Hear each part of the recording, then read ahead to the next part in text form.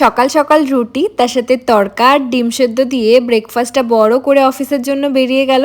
আমিও ওর সাথে ব্রেকফাস্ট করে নিয়েছিলাম। তার মধ্যেই দেখলাম ঝমঝম করে বাইরে বৃষ্টি নেমেছে। এই বৃষ্টিটা হওয়ার খুব দরকার ছিল, যা গরম পড়েছে। বৃষ্টিটা হওয়াতে না ভীষণ ঠান্ডা হয়ে গেছিল ওয়েদার, খুব ভালো লাগছিল। তো কিছুক্ষণ বৃষ্টি দেখে তারপর দুপুরে সমস্ত কাজবাজ মিটিয়ে নিয়েছি, যেগুলো আর ভিডিও শ্যুট করা হয়নি। তারপর সন্ধেবেলা দুজন মিলে রেডি হয়ে একটু বেরিয়ে পড়েছি।